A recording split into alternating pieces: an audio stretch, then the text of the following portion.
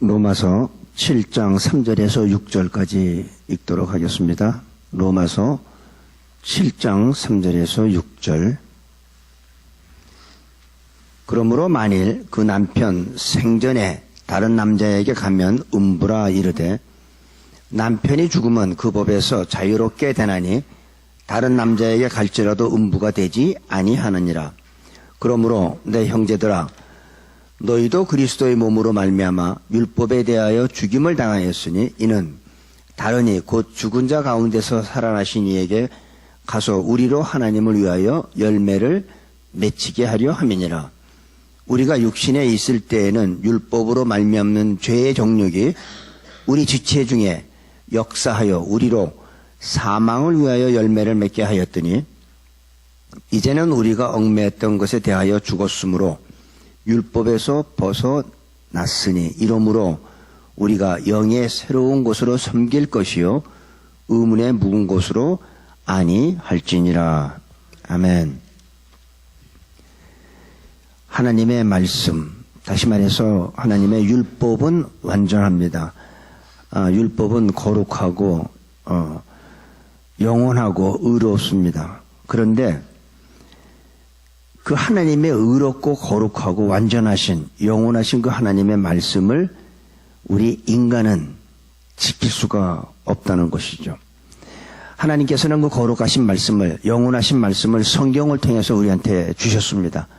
그런데 우리 인간들은 선을 잘 행하지를 못합니다. 왜냐하면 선은 아무나 행하는 것이 아니에요. 선을 아는 사람만이 선을 행할 수 있습니다. 선을 모르는 사람은 선을 실천할 수가 없습니다. 불가능하죠. 그런데 우리 인간은 타고난 성품이 죄의 성품을 가졌기 때문에 죄는 하나님의 말씀은 지키기 힘들지만 죄는 쉽게 져요. 죄는 편안해요. 죄는 익숙해요.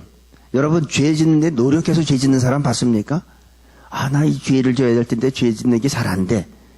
누구한테 배우거나 노력해서 죄 짓는 사람 없어요. 다 쉽게. 누가 가르쳐주지 않아도 우리는 타고난 성품이 죄의 성품을 갖고 났기 때문에 쉽게 시기하고 질투하고 미워하고 그게 우리들의 모습이라고 저는 생각합니다. 우리가 죄인이기 때문에 죄를 쉽게 짓는 겁니다. 우리는 하나님의 법을 지켜야 하지만 모든 사람이 죄를 범하였음에 거룩하신 하나님의 말씀을 지킬 수 없는 거죠. 근데 하나님의 말씀을 지키라고 하나님께서는 성경을 통해서 주셨는데 이 말씀을 지키지 못하면 우리는 어떻게 될까요? 죄의 결과는 죄의 삭은 사망이라고 그랬어요. 그런데 이 율법을 지킨 분이 계세요. 인간으로 오신 하나님이신 예수 그리스도께서 이 율법을 지키셨습니다. 그래서 성경은 뭐라고 그러냐면 예수님은 율법의 완성이다.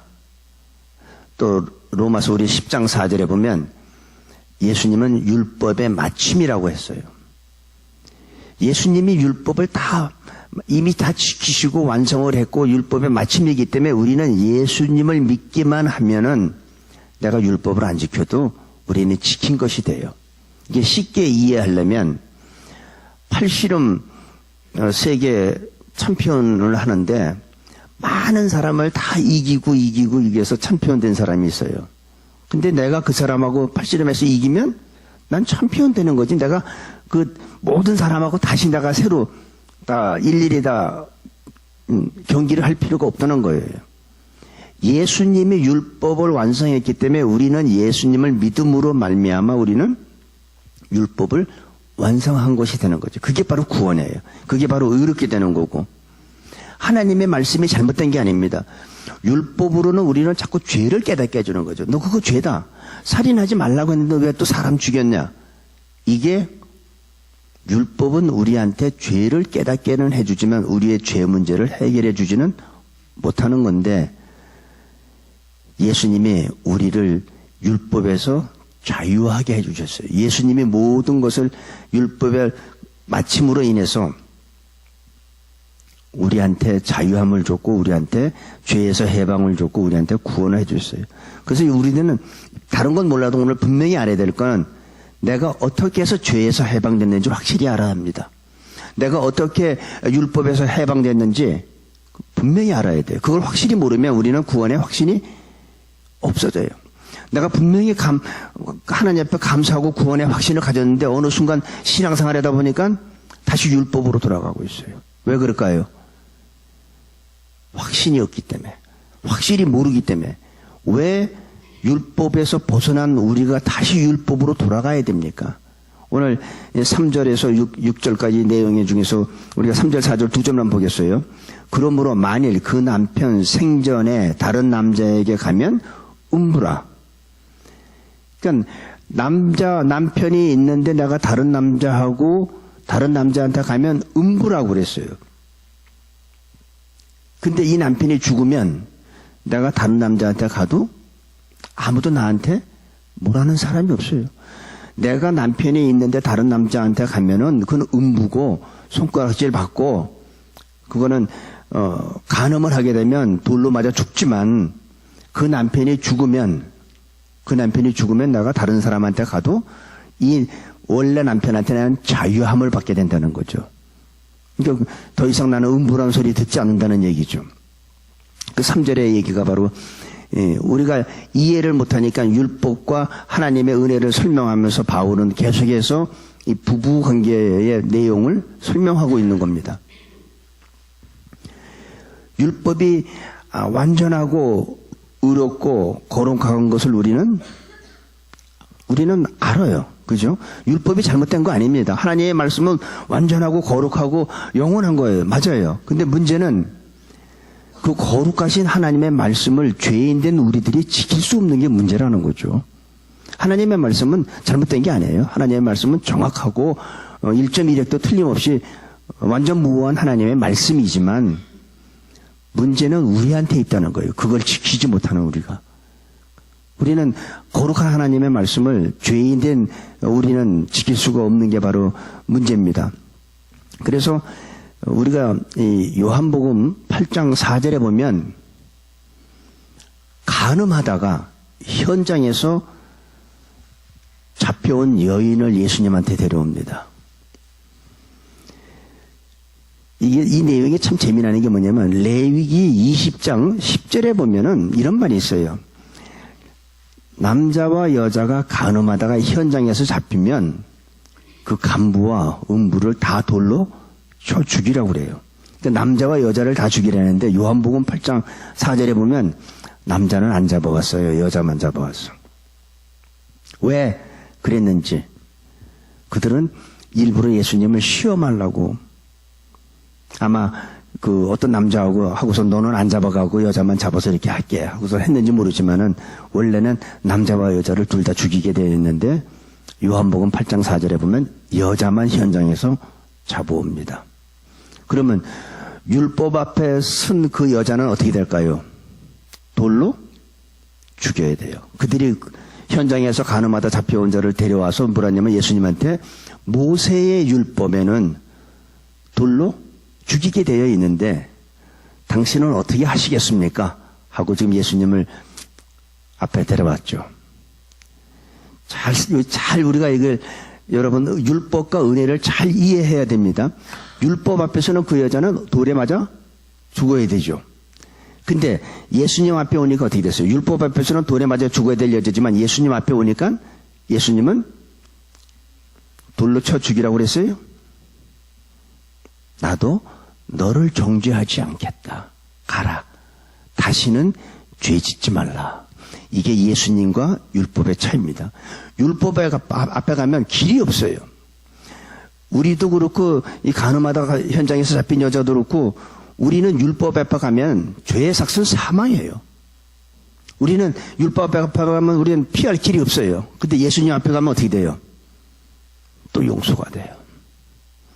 가라. 다시는 왜? 우리는 율법으로부터 자유함 받았기 때문에 이제는 율법이 우리를 붙잡을 수가 없다는 거죠. 예수님만 믿으면 내가 율법으로부터 자유함 받은 거예요. 그래서 여기에 보니까 뭐라 그러냐면, 우리 요한복음, 로마서 10장 4절 잠깐 한번 우리 보겠습니다. 그리스도는 모든 믿는 자에게 의를 이루기 위하여, 그리스도는 모든 믿는 자에게 의를 이루기 위하여 율법의 마침이 되시니라. 예수님은 모든 믿는 사람들에게 의를 끼치기 위해서 율법의 마침이 된 거예요. 그래서 예수님을 믿는 사람들, 여러분, 예수님 믿다가 혹시 실수했습니까? 넘어졌습니까? 좌절했습니까? 괜찮아요. 율법 앞에 하면 길이 없지만 예수님 앞에 가면 다시 우리는 회복되고 용서받을 수 있습니다. 이게 예수님이 여러분의 죄를 지적하고 징계하는 것은 우리를 쓰러뜨리려고 하는 게 아니잖아요. 다시 회복시켜 주시려고, 다시 용서해 주고, 다시 귀해 주시려고. 그래서 율법 앞에 가면 길이 없지만 예수님 앞에 가면 우리는 다시 기회가 있는 거예요. 다시 용서가 있고 다시 회복이 있는 겁니다. 그게 율법과 은혜의 큰 차이입니다. 예수님께서는 우리를 율법에서 자유롭게 풀어준 거예요. 율법에 묶여있던 쇠사슬이 예수님으로 인해서 풀어준 겁니다. 혹시 우리가 예수님을 잘 믿으려고 했는데, 나는 정말 예수님을 신앙생활을 잘하고 싶었어. 난 정말 예수님을 신실하게 믿고 신앙생활 잘하려고 하는데 또 죄를 졌습니까? 본의 아니게 도적질 했습니까? 본의 아니게 간음했습니까? 우리 그렇게 여러 가지가 있겠지만 뭐 대충 그렇게 두 가지만 얘기해 볼게요. 난 예수님을 정말 잘 믿으려고 했는데 본의 아니게 내가 도둑질했어. 본의 아니게 난 그 여자가 막 자꾸 이렇게 해가지고 뭐 본의 아니게 이렇게 또 실수했어. 율법 앞에 가면 어떻게 될까요? 길이 없어요. 해결 방법이 없어요. 그런데 걱정하지 마세요. 그러함에도 불구하고 예수님 앞에 나오면 율법으로는 우리가 용서가 안 되지만 예수님은 율법을 모든 걸 다 완성시키시고 율법의 마침이 됐기 때문에 예수님 앞에 가면은 그 문제가 우리한텐 새롭게 회복되고 우리를 의롭게 하기 위해서 또 한 번의 기회가 됩니다. 하나님의 말씀이 잘못된 게 아니라 지킬 능력이 없는 우리가 문제인 거죠. 하지만 우리는 율법을 지킬 수 없어도 예수님께서 다 지켜주시기 때문에 예수님을 믿음으로 말미암아 적극적으로 내가 이제는 난 정말 실수하지 말아야지 하면서도 실수할 수 있지만 그래도 거룩하신 하나님의 말씀을 내가 다 지키지는 못하지만 지키려고 내가 노력하는 사람들한테는 분명한 변화가 있게 되어 있습니다. 근데 하나님의 말씀을 내가 어떻게든지 내가 말씀대로 살아보려고 하나님의 말씀을 내가 지키려고 노력하지 않는 사람은요, 아무리 교회 오래 다녀보세요. 절대 안 변해요. 그런데 내가 진짜 예수 안에서 정말 내가 성실하게 정말 믿어보려고, 물론 실수할 수 있어요. 넘어질 수 있어요. 하지만 그래도 하나님 말씀대로 살려고 몸부림치는 사람들은 분명한 건 그 사람은 변화되는 모습이 보입니다. 말로 믿는, 예수 믿는 건 말로 믿는 거 아니에요. 내가 변화된 것을 누가 잘 알아요? 내 남편이 잘 알고 내 와이프가 잘 알죠. 가까운 사람들이 잘 알죠. 분명한 건 진짜 내가 신실하게 예수님을 믿겠다고 하면 우리는 조금씩 변화되어 갑니다. 그거 갖다 우리는 성화되어 간다고 이렇게 얘기를 합니다. 하나님의 말씀을, 하나님을 사랑한다 하고 하나님의 말씀을 지킨다고 하면서 말로만 하고 정반대의 삶을 산다면 진짜 하나님 사랑하는 사람일까요? 여러분, 하나님을 사랑한다면서, 집사님이 하나님을 사랑한다면서, 진짜 하나님 사랑한다면서 와이프 사랑하지 못하면 진짜예요, 거짓말이야? 거짓말이죠. 그건 구원받은 것도 아니에요. 하나님, 보이지 않는 하나님을 사랑한다고 하면서 어떻게 눈에 보이는 자기 와이프도 사랑하지 못합니까? 그건 거짓말이죠. 요한일서 4장에 나오잖아요. 보이는 형제도 사랑하지 못하는 자가 어떻게 보이지 않는 하나님을 사랑한다. 그건 거짓말이다. 진짜 하나님을 사랑하면요, 내 아내를 사랑하게 돼 있어요.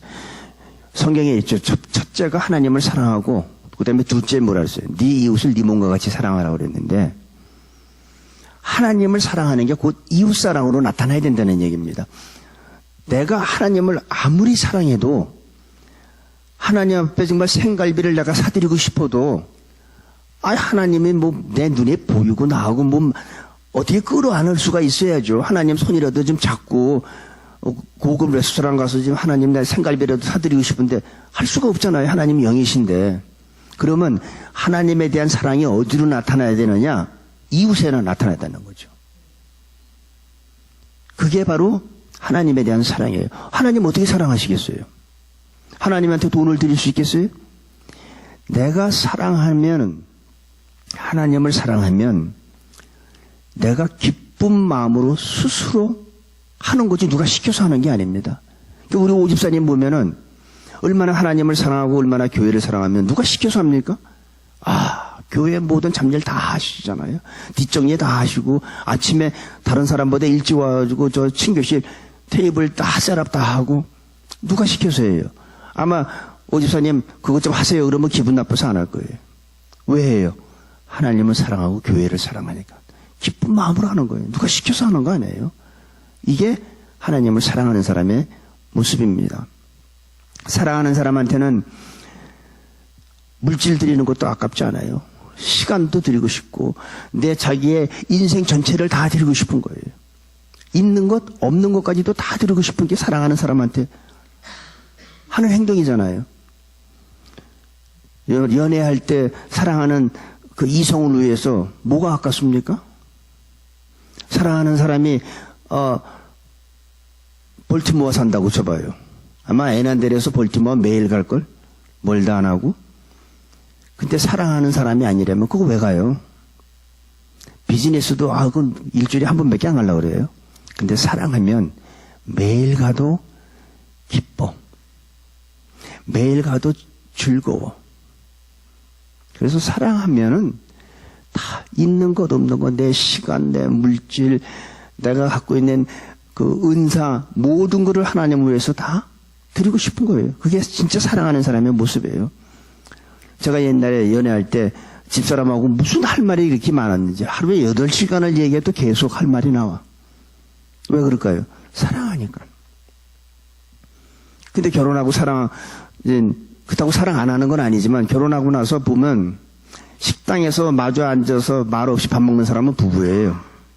근데 옆에 앉아서 계속 얘기하는 사람은 그건 부부 아니에요. 그건 연인 관계지. 그 경찰이 그러더라고요. 경찰이. 운전하고 가는데 말 없이 앞만 보고 가는 건 부부래. 근데 계속 뭐 이렇게 옆에 사람하고 얘기하고 하는 건 그 부부가 아니래요. 좋으면 계속 누가 시켜서 하는 게 아니라 그냥 하는 거예요. 시간도 아깝지 않고 뭘 다 주고 싶은 거예요. 예수님은 우리가 풍성한 삶을 살기를 원합니다. 예수님은 다 주고 싶은 거예요. 그래서 요한복음 10장 10절에 보면 이런 말이 있습니다. 도적이 오는 것은 도적질하고 죽이고 멸망시키려는 것뿐이요. 내가 온 것은 양으로 생명을 얻게 하고 더 풍성히 얻게 하려는 것이니라. 예수님이 온 것은 양으로 생명을 얻고 더 풍성한 삶을 얻게 하기 위해서 오셨다고 그랬어요. 예수님은 이 시간에도 우리한테 풍성한 걸 주길 원합니다. 더 많은 걸 주길 원해요. 도적이 오는 것은 마귀예요. 마귀가 오는 것은 도적질하고 죽이고 멸망시키려고 오지만 하나님이, 예수님이 우리한테 오신 것은 우리한테 생명도 주지만 더 풍성한 삶을 주시기 위해서 오신 거예요. 믿습니까? 예, 예수님은 우리한테 어제보다는 오늘이 더 풍성하길 원해요. 그러니까 우선순위에서 예수님을 첫 번째 자리에 한번 모셔보세요. 내 삶이 풍성해지는지. 저는 그거는 여러분들이 테스트해도 전 좋다고 봅니다. 어저께 어느 구역예배 잠깐 모임에 갔는데 뭐 남자도 무슨 갱년기가 있다는 얘기를 해요. 난 남자가 갱년기 있다는 얘기 어저께 처음 들어봤는데 파크웨이를 이렇게 운전하고 가는데 어떤 남자는요 운전하다가 나무 낙엽이 떨어지는 걸 보고 눈물을 흘린대요. 뭐 그럴 수 있겠죠. 근데 저는 그게 이해가 안 되더라고요. 여름이 지나고 가을이 오는 소리는 우리가 못 들어도 하나님이 오시는 소리를 듣기를 바랍니다. 구원받은 자는 나에게 생명이 흐르는 소리를 우리는 들을 수 있어야 돼요. 다른 거는 몰라도 예수 그리스도가 나의 구주시며 나에게 새로운 생명을 주신 분이라면 우리는 여름이 지나가고 가을이 오는 소리, 눈이 내리는 소리 못 들어도 생명이 내게 흐르는 소리, 하나님의 사랑이 나에게 오는 소리는 우리는 들을 수 있게 되기를 정말 축복합니다. 찬송가에 보면 이런 찬송가 있습니다. 우리들의 그 환경과 이 주위 상황이 어둡고 힘들다 하더라도 이 찬송가 작가는 이렇게 해서 주 안에 있는 나에게 딴 근심이 있으랴. 그거는 그 성령 체험하지 않고는 나올 수 없는 찬양이에요. 주 안에 있는 나에게 딴 근심이 있으랴. 지금 내 환경이 어둡고 힘들고 해도 주 안에 내가 진짜 있다면 딴 근심이 없다는 거예요. 두려움이 변하여 내 기도 되었고, 두려움이 어떻게 내 기도로 바뀌었습니까? 전날의 한숨 변하여 내 노래 되었네. 이게 얼마나 멋있습니까? 주위 환경 보지 마시기 바랍니다. 진짜 내가 주 안에 있다면 딴 근심 없다는 거예요. 무슨 딴 근심이 있겠어요? 눈물이 변하여 기도와 찬양이 되고 근심이 변하여 찬양이 되는 기쁨과 감격이 우리 모두한테 있게 되기를 바랍니다. 5절, 6절을 보겠습니다. 우리가 육신에 있을 때에는 율법으로 말미암는 죄의 정욕이 우리 지체 중에 역사하여 우리로 사망을 위하여 열매를 맺게 하였더니 이제는 우리가 얽매였던 것에 대하여 죽었으므로 율법에서 벗어났으니 이러므로 우리가 영의 새로운 것으로 섬길 것이요 의문의 묵은 것으로 아니할지니라. 여기 보면 사망의 열매. 우리는 어떤 열매 맺기를 원합니까? 사망의 열매입니까? 아니면 생명의 열매입니까? 우리가 은혜 받지 못하고 율법 안에서 살아갈 때는 죄의 성품, 죄의 정욕을 이기지 못해서 우리는 죄를 짓게 됐지만 이제는 우리가 어떻게 됐어요? 율법으로부터 자유함을 받았어요. 누구 때문에? 예수 그리스도 때문에. 예수님으로 말미암아 율법에서 벗어났습니다. 그러면 우리는 이 모든 것으로부터 자유한 거예요. 율법으로도 자유한 거예요. 모든 하나님의 하지 말라는 것부터 우리는 다 자유한 거예요. 왜? 예수님께서 이미 다 그걸 이루어주셨기 때문에. 그렇다고 우리가 모든 게 다 자유하니까 내가 방종해서는 또 안 되죠. 자유하다는 거지 방종하라는 건 아닙니다. 그렇죠? 그러면 모든 것에 내가 자유했으니까 술 먹어도 되고 담배 피도 되고 뭐 해도 되고 다 되겠네. 되죠. 안 된다는 건 아니에요. 되죠. 그런데 나의 행동으로 인해서 다른 형제가 상처받게 되고 다른 형제가 믿음에 실족하게 되면 하지 말라는 거예요. 나는 자유합니다. 예수 안에서 나는 자유함을 받았기 때문에 뭐든지 할 수 있어요. 자, 그러면 우상 섬긴 제사 지내는 음식을 나한테 어떤 가정에 전도하러 갔더니 거기서 제사 음식을 내놨어요. 그러면 성경에서 뭐라 그랬어요? 묻지 말고 먹으라는 거예요. 그런데 그 사람이 이거 오늘 우리가 제사 지내는 음식인데요. 그러면 말한 그 사람과 네 양심으로 해야 먹지 말라는 거예요. 먹을 수 있지만 그 사람이 이게 제사 음식이라고 얘기를 하면 먹지 말라는 거예요. 하지만 그 사람이 말 없이 그냥 내놓으면 제사 음식에도 뭐든 먹으라는 거예요. 하나님이 지으신 모든 것이 선함에 감사함으로 받으면 버릴 것이 없다고 성경은 얘기합니다. 하지만 알게 했을 때 이거 우리 제사 음식입니다 할 때는 네 양심을 위하여 먹지 말라. 네가 그것을 먹는 걸 보고 믿음이 연약한 자가 형제가 실족한다면 그게 바로 죄라는 거예요. 자유하다는 거지 방종하라는 게 아닙니다. 우리는 모든 것으로부터 자유함을 받았지만 그 자유함을 가지고 내가 내 쾌락을 위해서 하나님을 만유로 여기고 내가 마음대로 방종한 삶을 사는 것은 그건 아니라는 거죠. 그걸 우리가 잘 이해해야 됩니다. 자유하다는 것과 이 방종한 거는 좀 다릅니다. 만약 미워하는 사람이 있다면 여러분들 마음속에 미워하는 사람이 있다고 한번 지금 머릿속에 떠올려 보세요. 나는 없는데 없으면 그냥 가상적인 사람 만들 필요 없고 없으면 그분은 아주 좋은 거예요. 근데 만약에 있는 분이 있으면 내가 누구를 미워하는 사람이 있으면 머릿속에 한번 그분을 생각해 봐요. 그분이 여러분 곁을 떠났으면 좋겠습니까? 아니면 그분이 변해서 같이 한 상에 둘러앉아서 밥 먹는 게 좋겠습니까? 나는 정말 미워. 하고 그 사람이 영원히 내 곁을 떠나는 게 좋을까요? 아니면 그 사람이 변해서 나와 같이 한 상에 둘러앉아서 같이 밥을 먹는 게 좋을까요? 제가 전에 어떤 목사님 그 설교를 들으면서 그 목사님이 자기네 교회에 장로님이 한 분 있는데 그 장로님이 굉장히 그 목사님을 힘들게 했나 봐요. 자기는 그 장로가 어제 천국 가는 게 두렵대요. 천국에 가서 또 괴롭힐까 봐.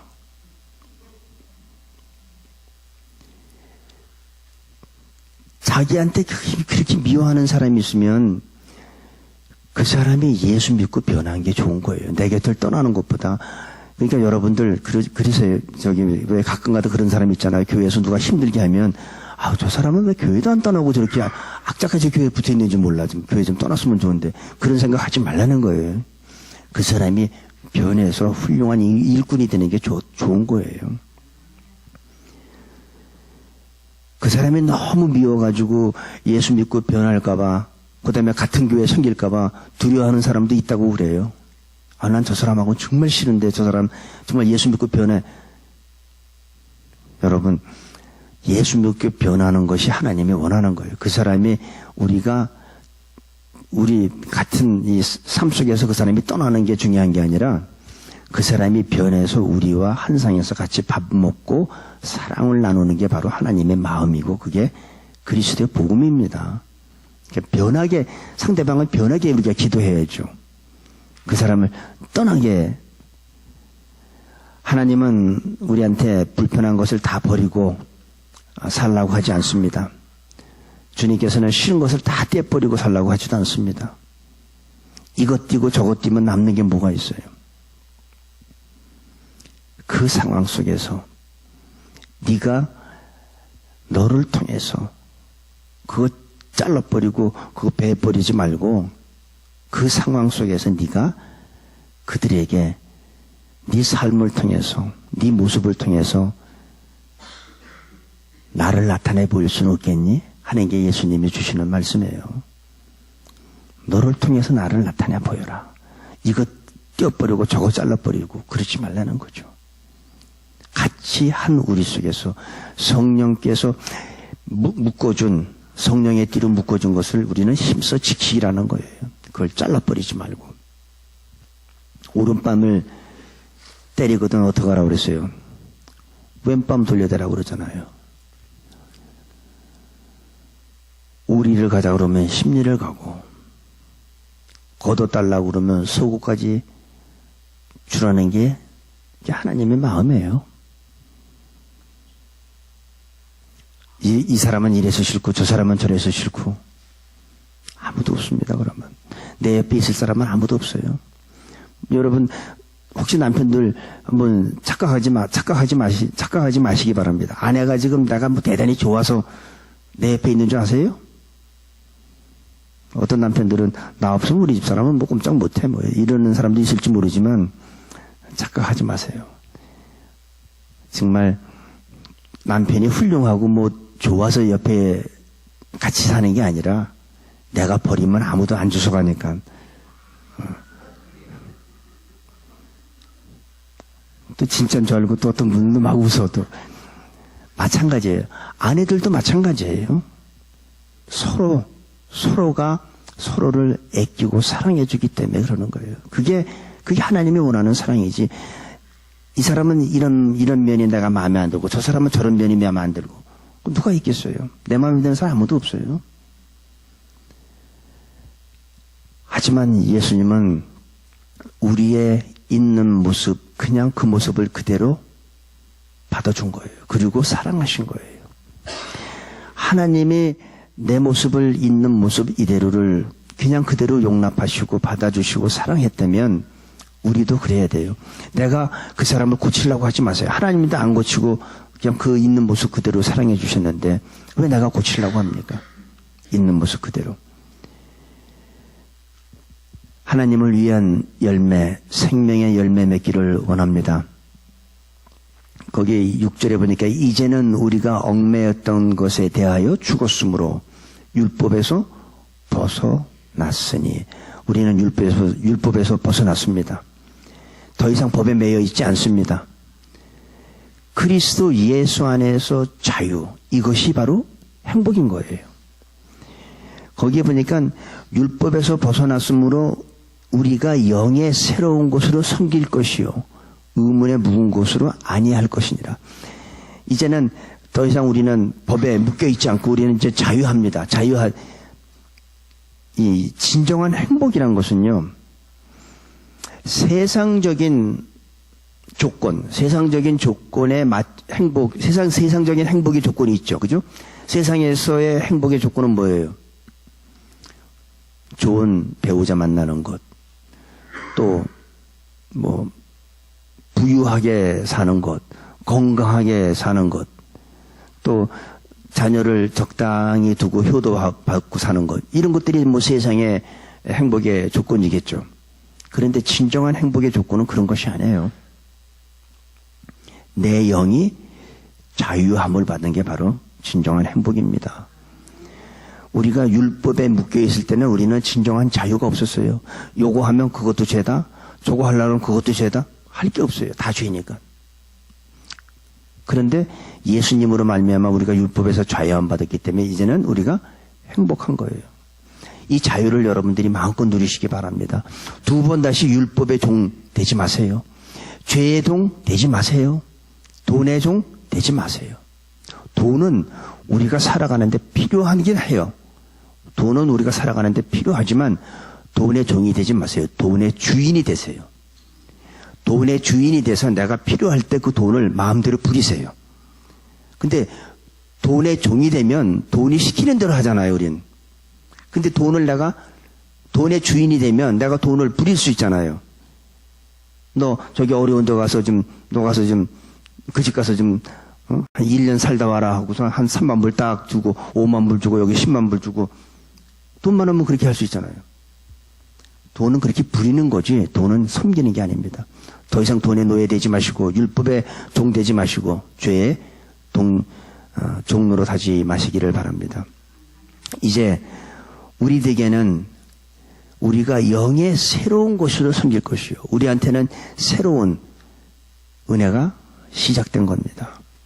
의문에 묵은 것, 다시 말해서 이 율법이 아니라 이제는 새로운 영의 하나님의 성령의 은혜로 새로운 삶을 시작하게 된다는 오늘 말씀입니다.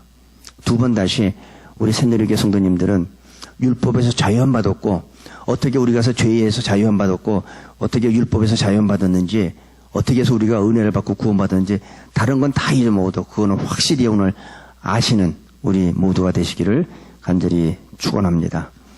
기도하겠습니다. 아버지 하나님, 우리에게 율법으로부터 자유를 주셔서 감사합니다. 율법의 종로로 타지 말고 은혜 속에서 기쁨으로 날마다 찬양하는 저희들이 될 수 있도록 축복하여 주옵소서. 영으로 시작했다가 육체로 마치는 어리석은 사람들이 하나도 없게 하시고 그리스도 예수 안에서 마음껏 자유를 누리고 그리스도 예수 안에서 복음을 들고 세상에 나가서 증거하는 저희 모두로 축복하여 주옵소서. 예수님의 이름으로 기도합니다. 아멘.